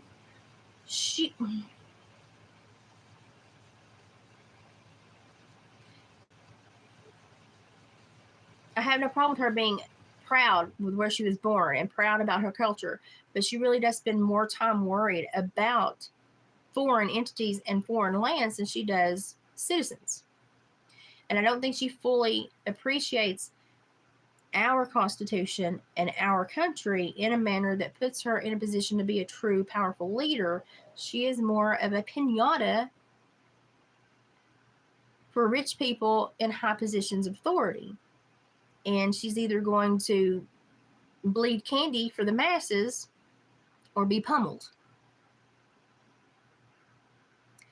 And she has no problem just rolling right over and submitting. And I'm not okay with that. I'm not okay with being in a position of power, but constantly referring or reverting to contrasting and comparing America with where you came from. If you hated that much, why did you come here? How can you be a leader of a nation you don't believe in? How can you be a guiding light in a nation you feel has no guiding light? It's frustrating. It's frustrating. Anyway, I'm going to shut up because I'm going to eat some lunch, rest, and then I've got to go take care of another appointment today about all this crap. And I'm feeling kind of humdrum today because I have had to take that heart medication after getting upset. And I fully know that part of this also is done just to upset me. I fully know that people are pushing remote buttons, wanting me to stay in a hyper-stimulated, overstimulated, hyper-emotional state. That's why I try to pull it back. I am going to respond and stand my ground, but I'm not also going to live there for a long amount of time. Mostly I'm going to pull back down and kind of heal myself. And that's what I did last night. I chose to stay closer to the ER and just bring it back down a level, calm myself back down, and formulate a plan. Because all I can do is be prepared. And so, I'm not going to stay super irritated about it. I fully understand that my ex-husband is not a rule follower. I mean, my God, he got in trouble and got criminal charges. He got a diversion. But you think you would figure out that rules are there to be followed, especially when he's been punished before, but apparently not. So I don't think at this age in his life he's going to actually become a rule follower or care about the rules. I thought that perhaps with me, when he hit all that trouble and didn't want to pay child support and didn't want to be a dad and wanted to go away and wanted to disappear and act like he hated everybody and the kids included and begged my husband to adopt, I thought when we paid for that adoption to keep him from going to prison, because he just didn't want to go to prison. I would have gone to hell for my children, but he didn't want to go to prison.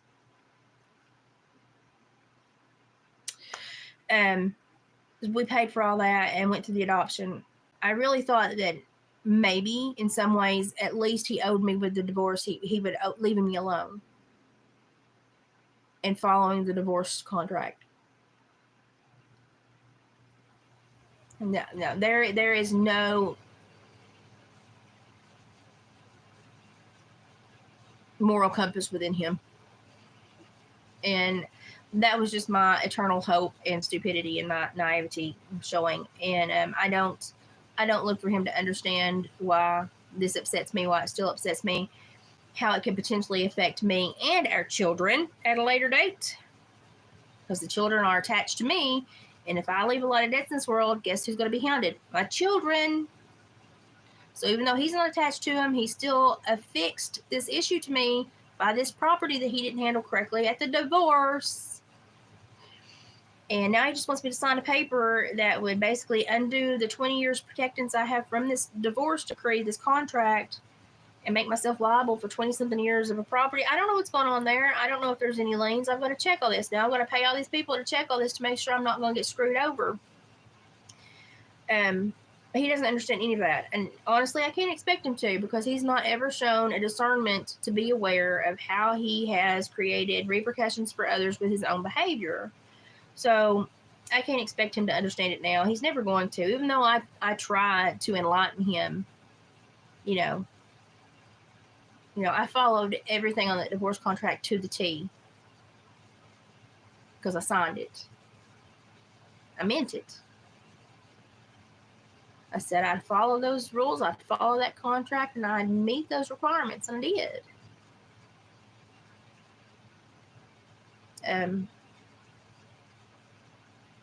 But at the base of everything, I thought, surely by me just raising these children and leaving him the heck alone as he wanted to be left alone, he didn't want to pay out the money, at least he owed me a little bit of respect. No. So I have to take care of this, because it could still potentially affect my children.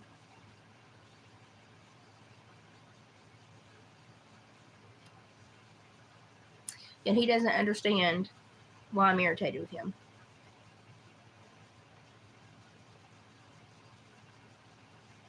And I'm going to take care of this, and I'm going to get mad, and he's going to know I'm irritated. But I'm not going to act out, because that's not what the good Lord wants. I expect a head thumping when I get to heaven, because my mouth does get the better of me. But I've never set out every day and been malicious toward people and wanted to cause them harm. I've had to react and respond to behaviors and take ownership of problems I didn't want to take ownership, just to save me and my children issues. But I've never set out to cause somebody harm or to really hurt somebody. But I've had to react to situations that were thrust upon me in the best interest of me and my children. And that was a very fine line. I didn't like being put there. And I don't like continually being put there. But there's so few responsible people in the world that when the world finds one, they lay it to them. And so if you're a responsible person in the world, I apologize to you now. You're gonna be feeling this just like me, because you were the small middle ground of society that are going to be blamed and held responsible and liable for everything that the other parties do, because you're the only one that they can financially, emotionally milk and know they're going to get something back from. And honey, you and I look like dairy goats and Holsteins to the average person. So just line up for your milking twice a day and be prepared.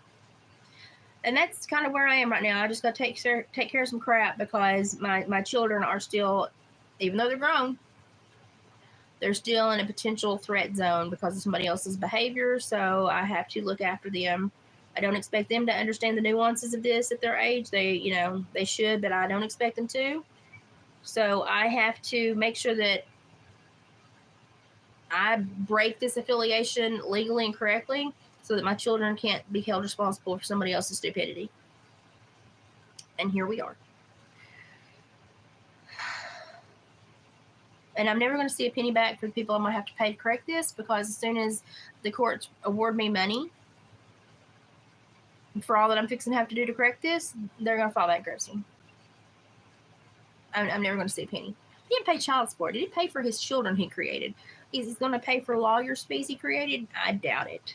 Seriously doubt it. So we're just going to plug along and just try to be a good person. That's all we can do. Stand your ground, but try to be decent. Be firm when you have to. Don't take no crap. Don't give none.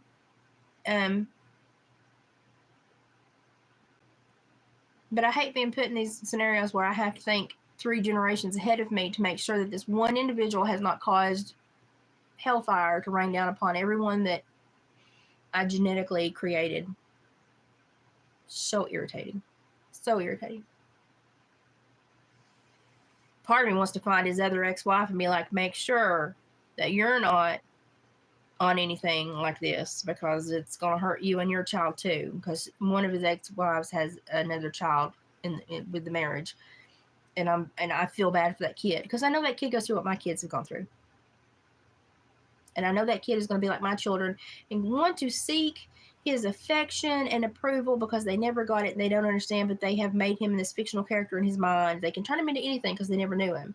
So they want him to be a good dad and they want him to love them. And so they have really stuck themselves up his ass and trying to seek his approval and his commitment just to be some kind of continuation in their lives.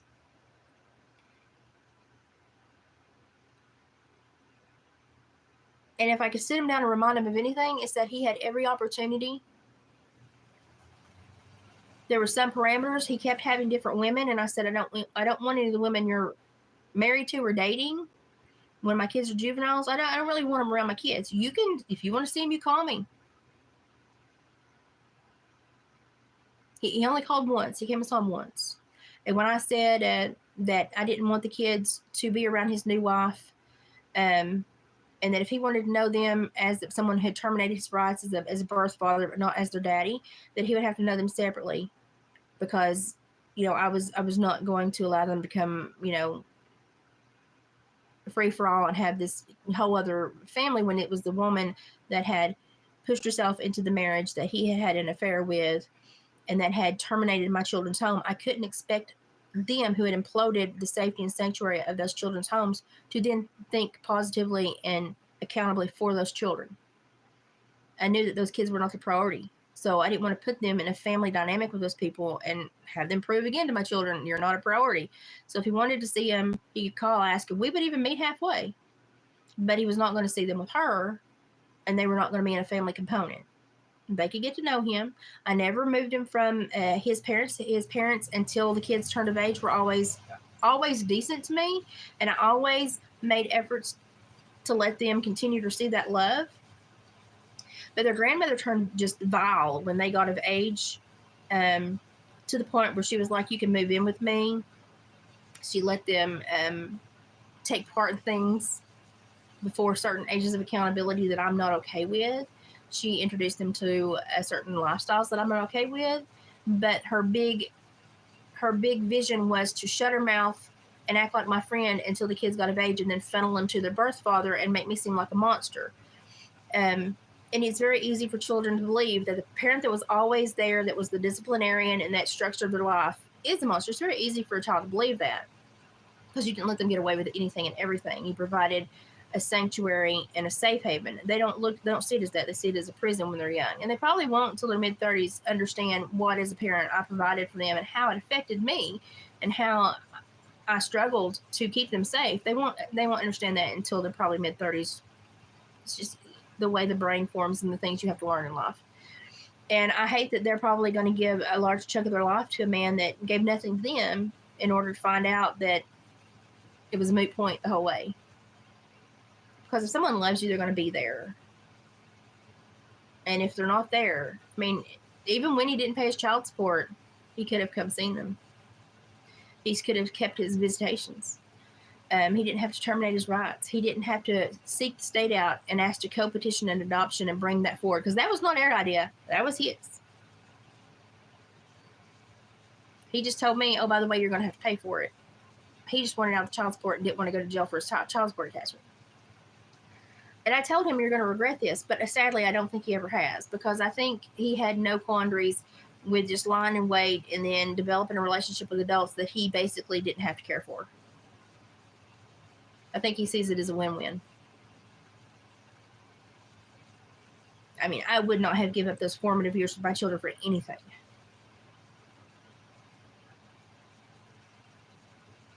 And they were just fodder for him. And it irritates me. Like, I can still see her cry about it right now. But it's, wasted tears, because I did the best I could. And you can't expect the devil to take time out during his day to think about somebody else. The devil's pretty busy thinking about himself. And so, I just got to handle this and move forward. That's where I am. That's why my health has been up and down. And I don't feel very well. And I've had to take that secondary heart medication. It's been a rough few days, but I've had a rough 20-something years, so what the crap. I just don't expect anything less now, so let's just keep going forward, keep doing what you can do. Try to smile when you can, grumble and grunt when you can't, and just try to keep moving forward. It's all you can do. And I talk about it because I know there are young women and young men out there that don't understand how their behavior, especially if they're young, how their behavior will affect the next generation that they procreate. Your behavior, your intentions are so important when you shape the next generation. And I can't tell you the regret you're going to feel if you have 1 ounce of goodness in your heart, the regret you're going to feel if you don't do everything possible to raise good children, to be a good influence in their lives, to help them learn to navigate this world correctly and appropriately, and to be a shining example of hard work and good intentions.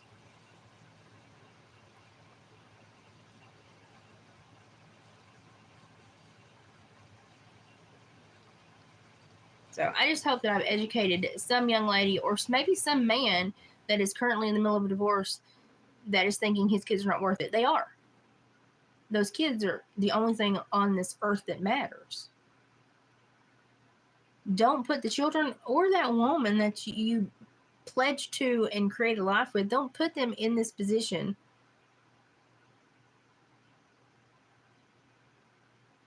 especially the children, to have these questions. I really could give a rat's hind end about him leaving me, but the fact that he walked away from children bothers me.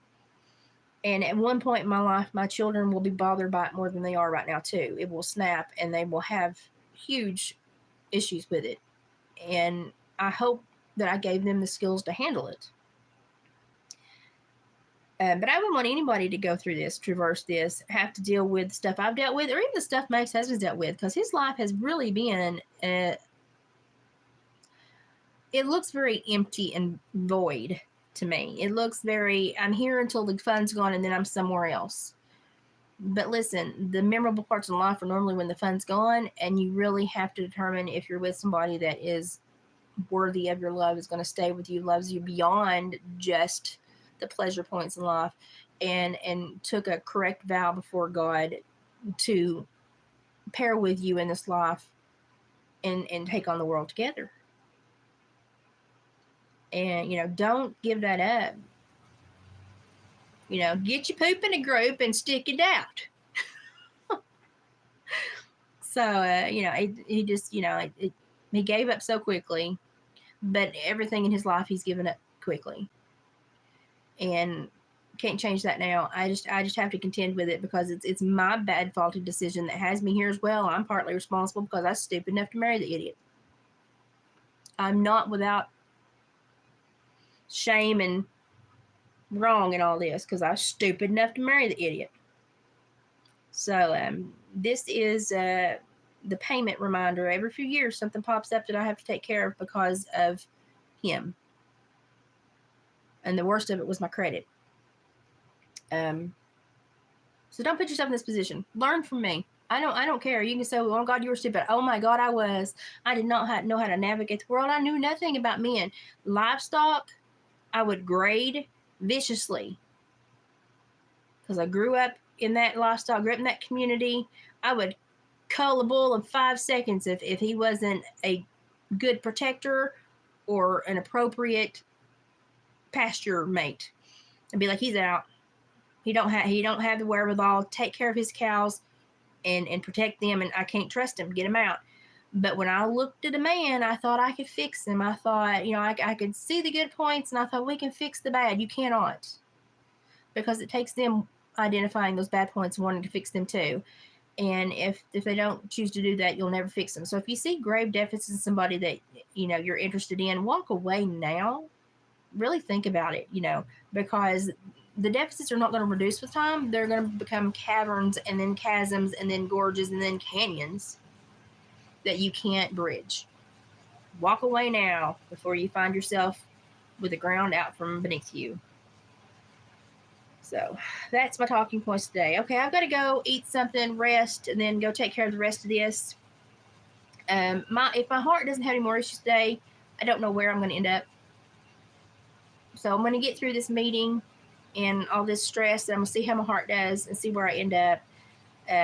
But until then, remember, everybody, keep Ashley in your prayers. We've got some people handling some health stuff. We got some people that need your prayers. A lot of people are, and just pray for everybody in our little tiny YouTube group. A lot of people's going through some stuff.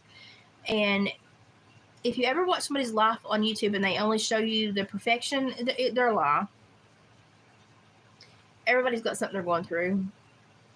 I'm not trying to edit a channel that makes you come here and think that life's a breeze and it just magically coordinates. It does not. Life is a challenge. Life is about growth. Life is about learning, and none of that comes without its own onslaught of mess. So I'm not going to lie to you and tell you, there's no such thing as a perfect existence. The only thing we all share is some level of dysfunction. Most of mine happens to be circumferenced around my ex-husband that I've been away from for 23 years, but still affects my life so greatly. It's really annoying. Like, I told him he was so bad at things that I couldn't even get rid of him efficiently. Can't even get rid of him. He's so bad at things, I cannot even get rid of him because he's not good at that.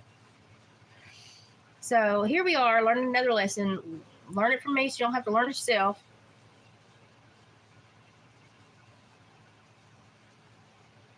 If there's one thing I would have done more effectively in my life, it would have been to have held back a little bit of my love and devotion and care for myself instead of always giving it to another,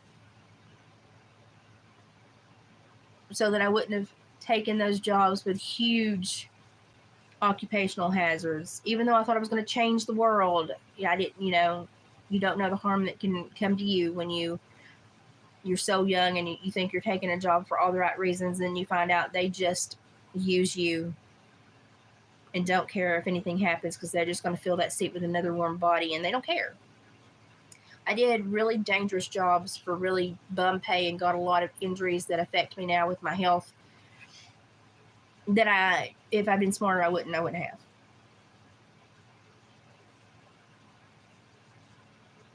Probably would have been safer if I just kept working with livestock.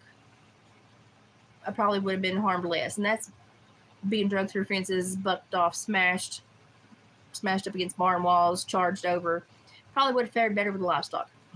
So be careful in the world we walk in, because it is not a world of light and love anymore. Just be aware of that. You can try to bring it and you can try to be that, but just be aware of it and find your support group. Try to be a decent person, a decent human, and do right. Have good boundaries, but try to handle things effectively and efficiently. And don't always be emotional, because that's what pays other people's bills. So I'm just walking through life knowing that this piece of crap's going to cause me another issue, and I'm just going to take care of it, because that is what I set myself up for when I was stupid enough to take him on as a pet project that didn't pan out.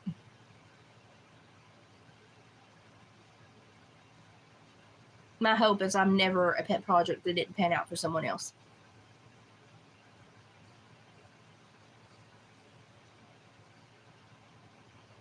So, okay, I'm going to shut up now. I hope somebody gleaned some information from this. Watch your politicians. Watch your back.